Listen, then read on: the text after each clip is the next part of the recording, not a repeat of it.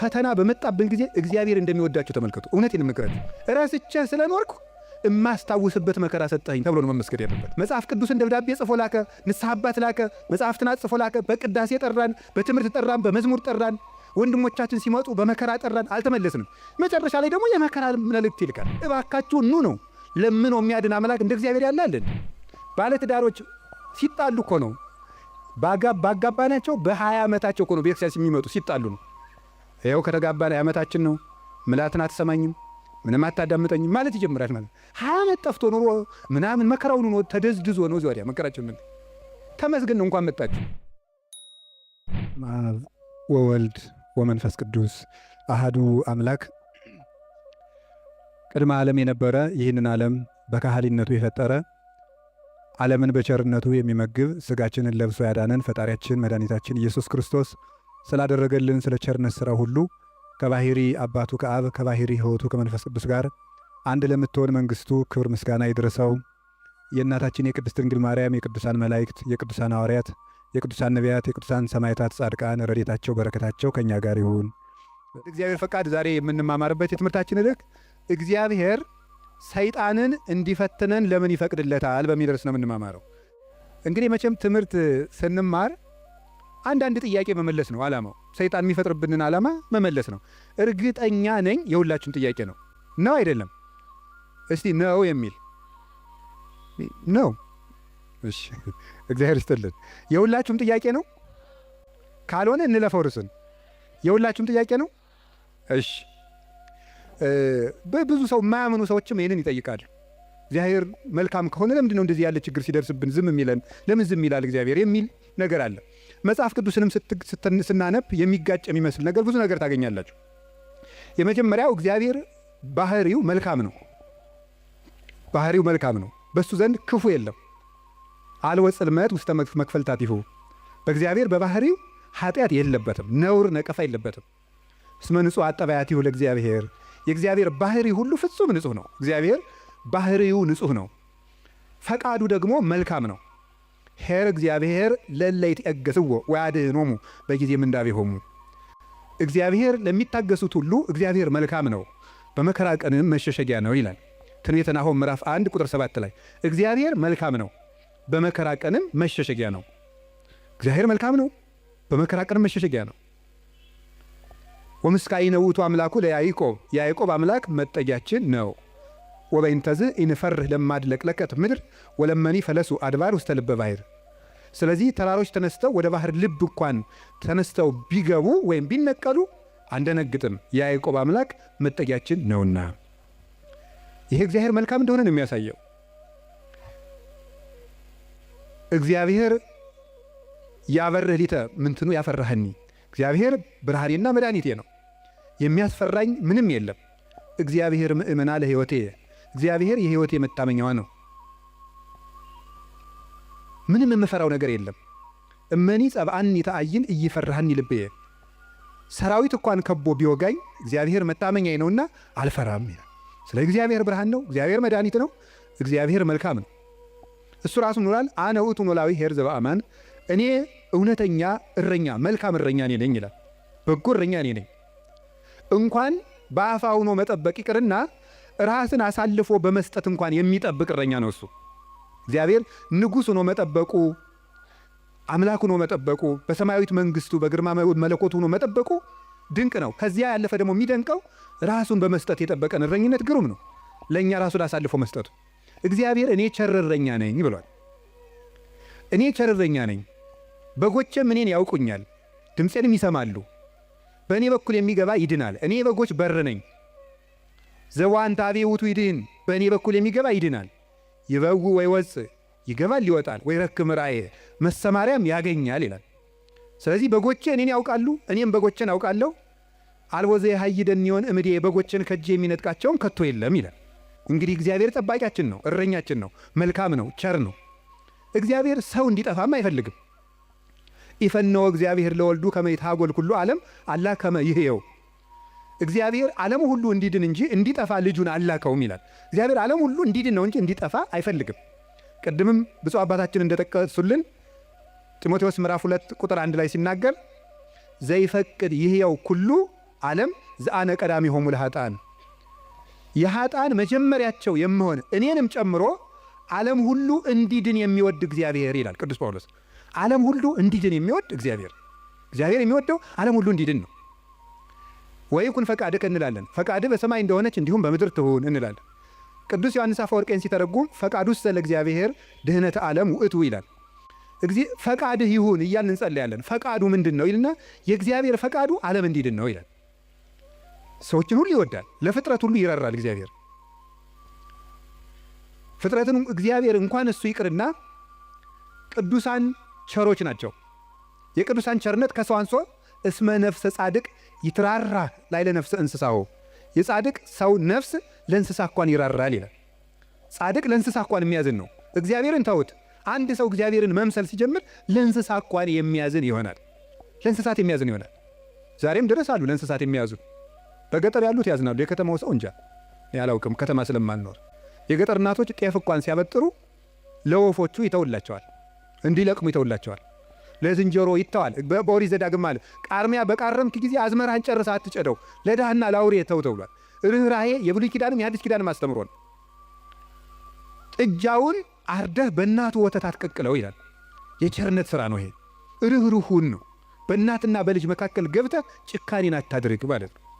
እናትና ልጅን መለየት ጭካኔ ስለሆነ እግዚአብሔር እንኳን ለሰው እናትና ልጅ ይቅርና ለእንስሳት እናትና ልጅነት የሚያዝን ርኅሩህ ነው እግዚአብሔር። ለእንስሳቱ ርኅራኄ ሰርቶላቸዋል። አህያውን ያለመጠን እንዳይጭኑት ሥራ ተሰርቷል እግዚአብሔር። በሬና በሬ እንዳይዋጋ ሥራ ተሰርቷል። አንዱ በሬ የአንዱን በሬ ወግቶ እንዳይገድል ኦሪት ዘጸአት ምዕራፍ 21 ላይ እንደተጻፈልን። ስለዚህ እግዚአብሔር ለእንስሳት እንኳን እንድናዝን ፈጥሮናል። ለሁሉ ልክ መልክ ሰጥቶ ነው የፈጠረ እግዚአብሔር። ሁሉም እንኳን እሱ የእሱ ቅዱሳን እንኳን ቅዱሳን እሱ የፈጠረው ፍጥረት እንኳን መልካም ነው።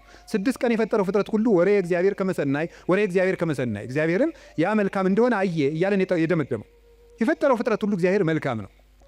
እንግዲህ እግዚአብሔር መልካም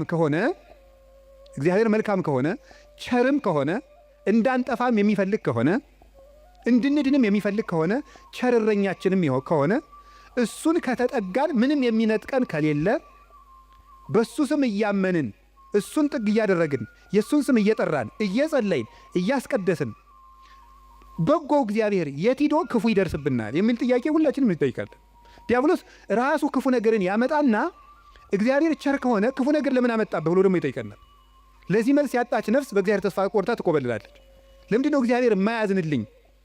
አንዳንድ ጊዜ ደግሞ እንደውም በተለይ የአሁኑ ትውልድ ምን ብሎ ሊጠይቅ ይችላል? ቆይ እግዚአብሔር በእኔ ስቃይ ደስ ይለዋል ይላል። እግዚአብሔር በእኔ ስቃይ ደስ ይለዋል ወይ? ለምንድን ነው እኛ ስንሰቃይ ዝም የሚለው የሚል ጥያቄ። እዚሁ ጋር የሚያያዝ አንድ የመጽሐፍ ቅዱስ ጥቅስ ላንሳላችሁ። አነ ውእቱ እግዚአብሔር ዘፈጠርኩ ብርሃነ ወገበርኩ ጽልመተ። ብርሃንን የፈጠርኩ እኔ ነኝ፣ ጨለማንም የሠራሁ እኔ ነኝ። አመጽ ሰላመ እፈጥር ሰላመ ወእገብር እኪተ። ሰላምንም አመጣለሁ ክፋትንም እፈጥራለሁ። አነ እግዚአብሔር ፈጠርኩ ዘንተ ኩሎ። እኔ እግዚአብሔር ሁሉንም ይህንን ፈጠርኩ ይላል ትንቢተ ኢሳይያስ ምዕራፍ 45 ቁጥር 6 ላይ። እኔ እግዚአብሔር ሰላምን አመጣለሁ ክፋትን እፈጥራለሁ፣ ብርሃንንም ፈጥሬአለሁ ጨለማንም ፈጥሬአለሁ ይላል። እዚያ ላይ እግዚአብሔር መልካም ነው አለ። አሁን ደግሞ እዚህ ላይ እኔ እግዚአብሔር ክፋትን እፈጥራለሁ ይላል። እግዚአብሔር ክፋትን ይፈጥራል? ምን ትላላችሁ? እንዴ እፈጥራለሁ ያለ እኮ ራሱ ነው። እግዚአብሔር ራሱ ነው እኔ ክፋትን እፈጥራለሁ። እኔ እኮ መጽሐፍ ቅዱስ ላይ ነው የጠቀስኩት። እግዚአብሔር እንደዚህ ብሏል፣ እግዚአብሔር ክፋትን እፈጥራለሁ ብሏል ይላል። ምን ትላላችሁ? እኔ ክፋትን የምፈጥር አምላክ ነኝ ይላል። እኔ ሰላምንም አመጣለሁ ጦርነትን የማመጣው እኔ ነኝ ይላል። ከዚያ መልሶስ ደግሞ ምን ይላል ደግሞ መልእክተ ያዕቆብ ምዕራፍ 1 ቁጥር 3 ላይ ኢያሜክር እግዚአብሔር በእኩይ ይላል። እግዚአብሔር በክፉ ማንንም አይፈትንም ይላል። እንዴት ያለ ነገር! እግዚአብሔር በክፉ ማንንም አይፈትንም። ኢሳይያስ ላይ ደግሞ እኔ እግዚአብሔር ክፋትን እፈጥራለሁ። አልተጋጨም? ተጋጭቷል? እሺ አልተጋጨም። አንስታሴዎስ የሚባል ሊቅ ምን ብሎ ይናገራል? መጽሐፍ ቅዱስ ተጣልቶ አያውቅም። መጽሐፍ ቅዱስ የተጣላ መስሎ የሚታየን እኛ ከመጽሐፍ ቅዱስ ጋር ስለተጣላን ነው ይላል። አንተ ከመጽሐፍ ጋር ስትታረቅ መጽሐፍ ተጣልተው አያውቁም ብሎ ይናገር። ስለዚህ እግዚአብሔር መልካም ነው። እስቲ እግዚአብሔር መልካም ነው በሉ። እግዚአብሔር ቸር ነው በሉ። ሰው ሁሉ እንዲድን ይፈልጋል፣ ይረዳናልም። ልብ በሉ። እንዲያውም ምንድን ነው የሚለው? ወይ ፈቅድ ምክንያት ለድኂን እግዚአብሔር ሰውን ለማዳን ምክንያት ይፈልጋል። ሰውን ምክንያት ፈልጎ ነው የሚያድን እንጂ ቆይ እስቲ በገሌ በምን ልፍረድበት አይደለም የሚለው። የሚያድን ነገር ከዚህ ሰውዬ ምን ላግኝ፣ እንዲሁ ምን አይቼ ልማረው ነው የሚለው እንጂ እግዚአብሔር እንዲሁ በገሌ በምን ልፍረድ ይችንም ልመዝግብ አይደለም የሚለው። ኃጢአትን ብትቆጣጠር ኑሮ በፊት ማን ይቆማል ያለ ዳዊት ይሄን ነው። ኃጢአትን ብትቆጥር በአንተ ፊት የሚቆም ማንም አይቆምም። ቸርነትን የሚቆጥር እግዚአብሔር ሰውን ለማዳን ተግቶ የሚሻ አምላክ መሆኑን የምታዩት ሰውን ለማዳን ወርቅ እፈልጋለሁ ቢል ኖሮ ወርቅ ስንት ሰው ይኖረዋል? እግዚአብሔር ግን ሰውን ለማዳን እስከ ውሃ ዝቅ ያለ አምላክ ነው። ቀዝቃዛ ውሃ የሰጠ ይድናል አለ። ምን ማለት መሰላችሁ? እስከ ትንሹ ነገራችሁ ድረስ እናንተን ለማዳን እወርዳለሁ። ውሃ ማንም ሰው ሊያገኘው የሚችለው ነው። ሌላ መንፈሳዊ ትርጉም አለው። ውሃ የሰጠ የተባለ ይላል ቅዱስ ቄርሎስ። ሰው ምንም ነገር ቢሰጥ በእግዚአብሔር ዘንድ ውሃ ነው። አካልህን እንኳን ለእግዚአብሔር ቆራርጠ ለሰማዕትነት አሳልፈ ብትሰጥ ለእግዚአብሔር ግን ውሃ እንደ መስጠት ነው። ምክንያቱም ያ አካል የራሱ ነው። እግዚአብሔር ደግሞ ለአንተ ያደረገልህ ነገር ያንተ አካል ቢቆራረጥ እንኳን የማይመጥን ነው። ስለዚህ ለእግዚአብሔር ምንም ነገር ብንሰጥ ውሃ ነው። አካል እንኳን መስጠት ቢሆን ውሃ ነው።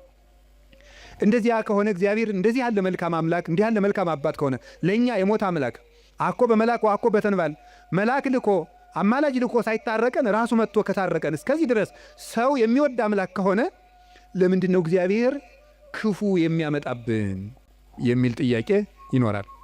እግዚአብሔርስ በክፉ ይፈትናል ወይ? መልሱ አይፈትንም ነው። እስኪ አይፈትንም በሉ። እግዚአብሔር በክፉ ይፈትናል አይፈትንም? እግዚአብሔር ክፉ ይፈጥራል አይፈጥርም? እስኪ ንገር፣ ይፈጥራል አይፈጥርም? አይፈጥርም። እግዚአብሔር እንዴ እፈጥራለሁ ብሎ አላልክም ቅድም ልትሉ ትችላላችሁ። እግዚአብሔር ክፉ አይፈጥርም። ታዲያ ምን ማለት ነው? ክፉ ሲመጣ ዝም ይላል ነው። እስኪ በሉ ንገሩ እንጂ ክፉ ሲመጣ እስኪ ለምሳሌ እንዲህ የሚል ነገር አለ። ሮሜ ምዕራፍ 13 ቁጥር 1 ላይ እስመ ይሰየም መኮንን ዘእንበለ ዘእምኀበ እግዚአብሔር ይላል። ያለ እግዚአብሔር ፈቃድ ባለስልጣን አይሾምም ይላል። አይ በደንብ ስሙ። ያለ እግዚአብሔር ፈቃድ ምን አይሾምም? እና እንግዲህ ሁሉም ባለስልጣን እግዚአብሔር እየፈለገ ነው የሾመው ነው? አዎ አይደለም? ሁሉም ባለስልጣን ማለት ነው። እንደው የዛሬዎችን መገምገም ከፈራችሁ የድሮዎችን ገምግሙ፣ ችግር የለም። እውነቴን እኮ ነው ማለት ነው። ቢያንስ የድሮዎቹ መጥተው ምንም አያረጉንም ማለት ነው። ስለዚህ የድሮዎቹን መገምገም ትችላላችሁ። እና እንደ ሁሉንም እግዚአብሔር የወደደ የተሾሙ ናቸው። ምን ይመስላችኋል? ይሄ እግዚአብሔር ክፉ ነገር ሲመጣ ይፈቅዳል ነው። እስቲ ይፈቅዳል በሉ። ይፈቅዳል የሚለው ነገር ፈቃድ እግዚአብሔር የሚባለው ሁለት ትርጉም አለው። ፈቃድ እግዚአብሔር የሚባለው አንደኛው ውዴታ ነው። ሁለተኛው ደግሞ ይሁን ማለት ነው። የእንግሊዘኛ ቃላትን ለመጠቀም ይቅርታ አድርጉልኝ፣ ልጠቀም ነው ገና ስለ ቅርብ ለማድረግ ለእናንተ እንዲመቸኝ ነው። የመጀመሪያው ምን ይባላል? ፐርሚሽን ይባላል። እስቲ ፐርሚሽን በሉ እንጂ። ሁለተኛው ዊል ይባላል። እስቲ ዊል በሉ። እሺ ፐርሚሽን ማለት ምን ማለት ነው? እናንተ ኃጢአት ስትሰሩ እኔም ስሰራ እግዚአብሔር ይፈቅድልናል። ምን ማለት ነው ይሄ? ይፈቅድልናል ማለት እግዚአብሔር እኔ ኃጢአት ስሰራ ደስ ይለዋል ማለት ነው። ይሄ ምን ለሚባለው ፐርሚሽን ይባላል። ስራ ከጠቀመህ ስራ ነው። ኃጢአት አይጠቅምህም ብዬ ነግሬሃለሁ፣ ይጠቅመኛል ካልክ ስራ ብሎ ይተውሃል ማለት ነው። መተው እሱ ፐርሚሽን ይባላል። ያሰናብተናል። ስለ እግዚአብሔር ክፋት እንዲሰራ ያደርጋል ማለት ክፋት እንዲሰራ ሰዎችን ይተዋቸዋል፣ እንዲሰራ ያደርጋል። ዊል የሚባለው ደግሞ ወዶ የሚሰራውን እግዚአብሔር እንድንጸልይ ይፈቅዳል በሉ፣ እንድንጾም፣ እንድንጸድቅ፣ እንድንታረቅ ይሄ ፈቃድ ነው ይባላል። ይሄ ፈቃድ ማለት ውዴታ፣ ወዶ የሚያደርግልን ነገር። ገብቷችኋል? ልዩነቱ ገብቷችኋል? እሺ ይፈቅዳል ማለት የመጀመሪያው ፈቃድ እግዚአብሔር ነው ይላል። ዝም ብሎ ምንድነው ፈቃድ እግዚአብሔር? ያለ ፈቃድ እግዚአብሔር ባለስልጣናት አይሾሙም ማለት ከየት ነው የምታስገቡት? ክፉ ሰዎች ሲሾሙ ምን ይላቸዋል ነው? ዝም ይላቸዋል ነው፣ ይተዋቸዋል ነው እንጂ ሰዎቹን ናማ እናቴ የተሾምና ሰውን ጨርስልኝ አይላቸው። እግዚአብሔር እንደዚያ ብሎ ይሾማል ማለት አይደለም። እንደዚያ ሳይሆን የሚያደርገው እግዚአብሔር ክፉዎች ሲሾሙ ዝም ይላል። ለምንድን ነው ዝም የሚለው? እግዚአብሔር ነው ክፉ ነገር ሲመጣ። ስለዚህ ክፋትን እፈጥራለሁ ማለቱ ክፉ ሲመጣ ዝም እላለሁ ነው። ወይም ምን ማለት መሰላችሁ? የእግዚአብሔር እጅ አጥር ነው፣ ጠባቂ ነው፣ ረድኤት ነው። የእግዚአብሔር እጅ በእግዚአብሔር ለመጠበቅ ያልተገባን ሆነን ስንገኝ እግዚአብሔር አጥሩን ያነሳዋል። ያልተገባን ሆነን ስንገኝ አትጠብቀኝ ስንል ማለት ነው። ምን ማለት መሰላችሁ? መዝሙረ ዳዊት ላይ እንዲህ ይላል። መዝሙር 9 ላይ ውሃ ኮ ሀጥለ እግዚአብሔር ኃጢአተኛ ሰው እግዚአብሔርን አወከው ይላሉ ሊቃውንቱ። አወከው ማለት ነው እንዳይምረው ኃጢአት ይጨምራል፣ እንዳይቀስፈው ጥቂት ጽድቅ ይሰራል። ማታ መዝሙር ቀን ዘፈን እንደማለት እያቀላቀላ እግዚአብሔርን አወከው። ወይም ደግሞ ኃጢአተኛ ሰው እግዚአብሔርን አነሳሳው ይላሉ አባቶቻችን። እንደ ደረቅ ሰው ይላሉ። እንደ ደረቅ ሰው እንደው ጣይም አድርጌው ነው እንጂ ሌላ ነው የሚል አንድምታው። ደረቅ ሰው የሚለው ምን ማለት መስላችሁ? አቅም የሌለው ሰው እኔ አንተ ሰው ረፍ ብያለሁ ሲለው ምናምን ወንድ እስኪ ነካኝ ወተት ነው እንጂ ደም አይወጣኝ የሚል ይሄ ማለት ነው። አቅም የለው ግን ደረቅ የሆነ ማለት ነው። በሉኝ የሚል ማለት ነው። ኃጢአት እየሰራ በየቀኑ ለእግዚአብሔር የመቅሰፍት ጨንገር የሚያቀብለው ሰው ማለት ነው። ቅሰፈኝ እያለ እግዚአብሔርን መቅሰፍት የሚለምን ሰው አለ ነው። እግዚአብሔር የመዳን ዕድል የመስተካከል ዕድል በሰጠው ቁጥር እየተበላሸ ለእግዚአብሔር የቁጣ በትር የሚያቀብለው ሰው፣ ለዚህ ሰው እግዚአብሔር የጥበቃ ረድኤቱን ያነሳበታል። ልቡ እንዲስተካከል የሚያራራውን የሚገስጸውን ረድኤቱን ሲያነሳው ልቡ ይደነድናል፣ ጨካኝ ይሆናል፣ ያሰናብተዋል። ያን ጊዜ ሰዎች በሙሉ አራዊት አጥር ሲነሳላቸው በተከፈተ ቤት ውስጥ ገብተው እንደሚሰለጥኑት ሁሉ እግዚአብሔር ረድኤቱን ከኛ ላይ ሲያነሳ አራዊት የሆኑ ሰዎች በስልጣን ሊሆን ይችላሉ፣ በጭካኔ ሊሆን ይችላሉ፣ መጥተው እንዲሰለጥኑ ያደርጋቸዋል ማለት ነው። በሰው ላይ እንዲሆኑ ያደርጋቸዋል እንደተባለው ማለት ነው። አንድ ዲያቆን ነው አይደል የተባለው መቅደስ ውስጥ ቅዱስ ጳውሎስን መልእክት ማንበቡን ትቷሉ የኢዮብን መጽሐፍ ያነባል አሉ። እንዲያው እኮ ይገርማል። እና የሚያነበው ደግሞ አነግስ ብእሴ መደለው የሚለውን ነው። አጼ ቴዎድሮስ እያስቀደሱ ነው ይባላል። ጨካኝ ንጉሥ አነግሳለሁ የሚለውን ነው የሚያነበው። ጨካኝ ንጉሥ አነግሳለሁ ብሏል እግዚአብሔር የሚለውን ያነባል። ምን ብለው ጨመሩበት እሳቸው? ቀጥሎ ያለውን እሱ ግን አይላትም አውቆ በይንተ ከየህዝብ የሚለውን ጨምረው እንጂ አሉት አሉ። ስለ ህዝቡ ክፋት የሚለውን ጨምረህ አነበው አሉት። ስለምኑ ክፋት ነው? ስለ ህዝቡ ክፋት ነው። ስለዚህ ክፉ ነገርን ማን ነው ያመጣው ካላችሁን፣ እኛ በሉ ንገሩኝ እንጂ እኛ ነን ክፉ ነገርን የምናመጣው። እግዚአብሔር ክፉ ነገርን አመጣለሁ ማለት ክፉ ነገር ሲመጣ ዝም እላለሁ፣ አሰናብተዋለሁ ማለት ነው። ፈርዖን በእስራኤል ላይ እንዲሰለጥን ዝም እለዋለሁ ነው፣ አሰለጥነዋለሁ። ለምንድን ነው እግዚአብሔር ክፉ ነገር እንዲመጣብን የሚፈቅድ? አይወደንም፣ ይወደናል። አይፈልገንም፣ ይፈልገናል። አያዝንልንም፣ ያዝንልናል። እና ግንሳ ምን ሆነ? እንዳይጠብቀን እንዲጠብቀን የሚያደርገውን ነገር ሁሉ ቆርጠነዋል። ከእሱ ጋር መዋል አንፈልግም። እሱን በጸሎት ማነጋገር አንፈልግም። ሕጉን መፈጸም አንፈልግም። በቤቱ መኖር አንፈልግም። መታረቅ አንፈልግም። መስማማት አንፈልግም። በምን መልኩ ይጠብቀን? አብሮን ቢኖር ክፉ አይደርስብንም። አብሮን እንዳይኖር ደግሞ ቤታችን ቆልፈናል። እኔ በደጅ ቁሜ አንኳኳለሁ፣ የሚከፍትልኝ ቢኖር እራት እበላለሁ ብሏል። የምንከፍተው እኮ ደጃፋችን መስኮታችን አይደለም፣ ልብ ነው ደጅ ያለው። ያን መክፈት ይጠበቅብናል። በየት ይግባ ክርስቶስ እኛ ጋር ለመግባት? ስለዚህ እንዳይጠብቀን ስናደርግ ክፉ ነገሮች ወደኛ ይመጣሉ። እንደ ቅዱስ ዮሐንስ አፈወርቅ ደግሞ አነጋገር እግዚአብሔር ክፉ ነገር ወደኛ የሚያመጣው አስፈራርቶ ወደ ቤት ለማምጣት ነው ይላል። ምን ለማድረግ ነው? በሉ ንገሩኝ እንጂ። አቤት አስፈራርቶ ወደ ቤት ለማምጣት። ይሄንን ቅዱስ ዮሐንስ አፈወርቅ በምን ይመስለዋል? ልጇ ቁማር እየተጫወተ ባስቸገራት እናት መስሎ ያስተምራል። ቁማር የዛሬውን ቁማር እኔ አላውቅም። የድሮ ሁሉ ቁማር አለ። ምን ግጫ ምናምን ቅልቦሽ የሚባል አለ በገጠር። ይሄ ገበጣ በጣም ብዙ አለ። በቃ የቁማር አይነት የገጠር ቁማር ነው። እረኞች የሚጫወቱ በቁልፍ በምናምን ነው። ያን እየተጫወተ ሲያስቸግራት ምን ታደርጋለች ይላል? ማስክ የለበሱ የሚያስፈራሩ ጎልማሶችን ከጎረቤት ትልክበታለች ይላል። ሕፃን ሆኖ እያካስቸግራት የሚሉ ሰዎች ትልክበታለች። ያ ሕፃን ልጅ በእነዚያ ተስፈራርቶ ምን እንዲያደርግ ይመስላችኋል? እየሮጠ ወደ እናቱ ቤት እንዲመጣ ነው። እንደዚያ የምታደርጉ እናቱ ልጇን ጠልታ ሳይሆን ልጇ ከዚያ ነገር እንዲወጣ የሚያስፈራሩ ሰዎችን ትልክበታለች። እግዚአብሔር ክፉ ነገሮች ወደኛ ሲመጡ ዝም የሚላቸው ዋናው ምክንያት ምንድን ነው ሲባል እነዚያ ነገሮች እንኳን ቢሆን አስፈራርተውን ቃል እግዚአብሔር ስላልመለሰን፣ ምክር ስላልመለሰን፣ ንስሐ አባት ስላልመለሰን፣ መጽሐፍ ስላልመለሰን፣ ስብከት ስላልመለሰን፣ ምንም ነገር ስላልመለሰን ቢያንስ የሚያስፈራሩ ነገሮችን እንኳን መጥተው ወደ ቤቴ ቢመጡ ብሎ ነው። አይታችኋል አይደለም? አሁን በኮቪድ ጊዜ ሰው እግዚኦ ማረነ ክርስቶስ እንደ የዚያን ጊዜ እኮ ታምር እኮ ታምር ነው። እኔ እንደውም ይገርማቸዋል። አጠቃላይ እኔ የዚያን ጊዜ አንድ ጊዜ በኮቪድ ጊዜ አንድ ወረዳ ገጠር ወረዳ ላይ ሄጄ ነበርና መነኮሳት ጓደኞች አሉኝ አባቶች፣ የወረዳው ካቢኔ በሙሉ ንስሐ ገባ ከነሱ። እንደ ሁልጊዜ ኮቪድ በሆነ አልኩኝ እኔ እንደ ካቢኔ ሁሉ ንስሐ እንዲገባ እንደው ኮቪድ ትንሽ ቆየት ባለ ያስብላል በእውነቱ ማለት ነው። አሁን ሰው ይውላችሁ እግዚአብሔር የሚያስፈራረው ነገሮችን የሚልክብን ለዚህ ነው። አንድ ችግር ሲገጥመን እንሰበሰብ። አምና የነነዌ እንግዲህ ታስታውሳላችሁ አይደል? ሁልጊዜ እንሰበስባለን። ችግር ሲመጣ እግዚኦ ባረነ ክርስቶስ እንላለን። እናቲቱ ግን እነዚያን የሚያስፈራሩ ነገሮችን የምትልክ መልሶ ወደ ቁማሩ እንዲሄድ አይደለም፣ ልጇ ከቤቷ ቁም ነገረኛ ሆኖ እንዲቀር ነው።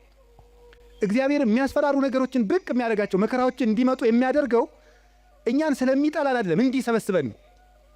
እግዚአብሔር ለነነዌ ሰዎች የሚገለብጥ መከራ እመጣለሁ ያላቸው ተመልከቱ። ይሄን የእናትነት ስራ ነው የሰራው እግዚአብሔር። ሊያጠፋቸው ፈልጎ አይደለም፣ አስፈርቶ ወደ እሱ ማምጣት ነው የፈለገ። ቅዱስ ያሬድ ለዚህ ነው አንተ አቡነ ወአንተ እምነ ያለው። አንተ አባታችንና አንተ እናታችን ነህ። እግዚአብሔር እናት ነው። ልጆቹ እንዲከፉበት ስለማይፈልግ የሚያስፈራሩ ነገሮች ዮናስን እኮ ያለው ሂድና አስፈራራ ነው ያለው። አስፈራራቸው ፈርተው እንዲመለሱ ማለት ነው። ተጽናንቶ መመለስ ያቃተው ቢያንስ ፈርቶ እንዲመለስ ነው። ስለዚህ ፈርተው ተመለሱ። እግዚአብሔር ክፉ ነገሮችን የሚልካቸው ወይም ሰይጣን ክፉ ነገሮችን እንዲያመጣ እግዚአብሔር ዝም የሚለው ለምንድን ነው ካላችሁኝ፣ ፈርተን እንድንመለስ ነው። ምን አላችሁኝ?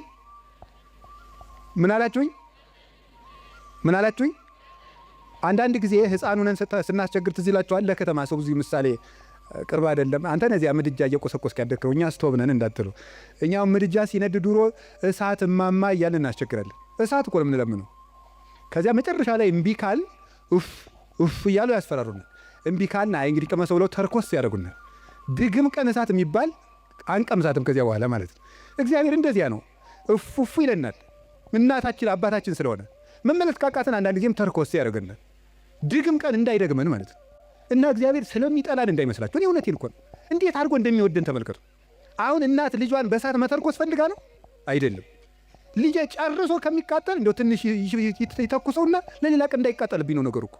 እግዚአብሔር ጋነም እንዳይበላን እኮ ነው ትንንሽ ነገሮችን የሚተረኩሰን። ገንዘቦቻችን በማሳጣት ዘመድ እንዲሞትብን፣ ጓደኛ እንዲለየን በማድረግ ከሹመት እንዲሻሩ፣ እንድናጣ፣ እንድንዋረድ፣ ኃጢአት ስንሰራ የሚያዋርዱንን ሰዎች በመላክ ሰዎች እንዲደርሱብን በማድረግ በማጋለጥ ኋላ ከምትጋለጥ ዛሬ ባጋለጡ የሚያዋርዱ ሰዎችን ጭምር በመላክ እግዚአብሔር እኛን ትንሽ ተርኮስ እያደረገ ወደ ቤቱ ያመጣናል። እንዴት እንደሚወደን ተመልከቱ። ፈተና በመጣብን ጊዜ እግዚአብሔር እንደሚወዳችሁ ተመልከቱ። እውነቴን የምነግራችሁ ጌታ ሆይ ለምንድን ነው እንዲሁ አክስቴም ሳምንት ዕለት ሞተች፣ እናቴ ደግሞ የዛሬ ወር፣ እንደገና ደግሞ የዛሬ 2 ወር ከስራ ተባረርኩ፣ እንደገና ደግሞ ይሄ ቀበረብኝ፣ ደግሞ ይሄኛው ተቃጠለብኝ፣ እንደዚህ አለብኝ፣ ጠልታኝ ነው ወይ እባክህን ወይም እባክሽን ልጄ ወደ ቤቴ ኑ ማለቱ ነበር። እንዲህ አድርገህ ትፈልገኛለህ ወይ? ረስቼህ ስለኖርኩ እማስታውስበት መከራ ሰጠኸኝ ተብሎ ነው መመስገን ያለበት። አንተን እንዳስታውስህ የመጥሪያ ደብዳቤ ላክልኝ ነው። መጽሐፍ ቅዱስን ደብዳቤ ጽፎ ላከ፣ ንስሐ አባት ላከ፣ መጽሐፍትን ጽፎ ላከ። በቅዳሴ ጠራን፣ በትምህርት ጠራን፣ በመዝሙር ጠራን። ወንድሞቻችን ሲመጡ በመከራ ጠራን፣ አልተመለስንም። መጨረሻ ላይ ደግሞ የመከራ መልእክት ይልካል። እባካችሁ ኑ ነው። ለምኖ የሚያድን አምላክ እንደ እግዚአብሔር ያለ አለ እንዴ? ለምኖ እኮ ነው የሚያድናል። አሁን ሙሴን አላያችሁትም? እንዴት አስፈራርቶ መመለስ እንደፈለገ። እስራኤል ጣዖት ሲያመልኩ ሙሴ አቤት ተወኝ ማይጄ ላጠፋቸው ነው። አሁን ሙሴ እግዚአብሔር ጨብጦት ይዞት ይጄ ላጠፋቸው ነው። እንዲሁ እኮ ይገርማል እኮ እግዚአብሔር የሚያደርገው ነገር። ኧረ ተው አታጥፋ። እንዲህ ማብላት ሲያቅተው ጊዜ በረሃ አምጥቶ ጨረሳቸው ነው የሚለው አለ ሙሴ። እግዚአብሔር እንዳይሰደብበት ነው እሱ። 40 ዓመት ማብላት ሲያቅተው በረሃ አምጥቶ ጨረሳቸው ነው የሚለው አሉት። እንዲሁም እነሱን አታጥፋ። አባቶቻችን ሲተረጉሙ አሁን እግዚአብሔር ሊያጠፋቸው ወዶ አይደለም ሙሴ እንዲሰራቸው እንዲቀጣቸው ብለው ነው እንጂ ይላል። እንግዲያስ ሂድና ቅጣ አለው። ሰርቶ ቀጥቶ እስራኤልን ወደ ራሱ ሰበሰባቸው። በማስፈራራት እንድንመለስ እግዚአብሔር ክፉ ነገር እንዲመጣ ያደርጋል። ከቃሉ ጋር ናቸው። እግዚአብሔር ከሁላችን ጋር ይሁን። ስንት ሰው ነው እግዚአብሔር በሚያውቀው እንዴ ተነግሮ፣ እኔ እንዲያው አሁን ሰውየው መዚህ ስለሌለ ተመስገን ነው ልናገር። ተነግሮ ይሄንም አይሰማውም፣ ችግር የለም። ተነግሮ አልሰማ ያለ ሰውዬ የሳምባ ቲቪ ገብገብ ሲያደርገው የቆረበ ሰውን ያውቃሉ። ተመስገን ነው። እንኳን ቲቪ መጣ። እንዲህ እውነቴን እኮ ነው የምነግራቸው። ተርኩት ስንት ሰው ነው፣ ስንት አመፀኛ ነው። ጸበል እንደምን ሰነበታቸው፣ አማን ነው፣ ሰላም ነው፣ ፒስ ነው የሚለው ሁሉ ጸበል ሲሄድ እግዚአብሔር ይመስገን የሚለው። እንዲሁ እግዚአብሔርማ ይተርኩሰን እንጂ እውነቴን እኮ ነው የምነግራቸው። እግዚአብሔርማ ይተርኩሰን። ምድር ጠቧችሁ እኮ የምትራመዱት ሁሉ ጸበል ስትል ኩምሽሽ በቃ እንዲሁ ለተቸገረ እንድናዝን፣ አረማመዳችን እንኳን ልክ እንዲኖረው፣ ንግግራችን መጠን እንዲያበጅ እግዚአብሔርማ ይተርኩሰን እንጂ ተነግረን ሰምተናል እንዴ? እውነቴን ነው። ስንቶቻችሁን አሁን እዚህ ውስጥ ራሱ ብቆሰቁስ እዚህ ከተሰበሰበው ውስጥ እግዚአብሔር በሚያውቀው እግዚአብሔር ነቅሶ ቢያወጣ ሲቸግራችሁ ወደ ቤተ ክርስቲያን የመጣችሁ ስንቶቻችሁ ናችሁ? ወይ ባል እንዴ ባለትዳሮች ሲጣሉ እኮ ነው ባጋባናቸው በ20 ዓመታቸው እኮ ነው ቤተክርስቲያን የሚመጡ ሲጣሉ ነው። ይኸው ከተጋባን ዓመታችን ነው፣ ምላትን አትሰማኝም፣ ምንም አታዳምጠኝም ማለት ይጀምራል ማለት 20 ዓመት ጠፍቶ ኖሮ ምናምን መከራውን ነው ተደዝድዞ ነው እዚያ ወዲያ መከራችን ምን ተመስገን ነው እንኳን መጣችሁ። ዋናው መሸም ነጋ መምጣታችሁ ነው። ስለዚህ እግዚአብሔር ሰው ሁሉ ራሱን እንዲጠላን ሊያደርግ ይችላል። እንድንመጣም ከፈለገ እግዚአብሔር ሰው እንዲጠላን አያደርግም። ሰው እንዲጠላን ሰይጣን ሲያደርግ ዝም ይላል። ይሄ እግዚአብሔር እኛን የሚጠራበት መንገድ ነው። በቸርነቱ ወደ ቤቱ ይጥራን። የነነዌ ሰዎች የሚያስተምሩን ይሄንን ነው። እኛም ነገ ከነገ ወዲያ አሁን ሁላችሁም ችግር ካለባችሁ እግዚአብሔር ጠልቶኝ ነው አትበሉ። እግዚአብሔር ወደ ቤቱ ሊጠራ ይፈልጎ ነው ማለት ያለብን።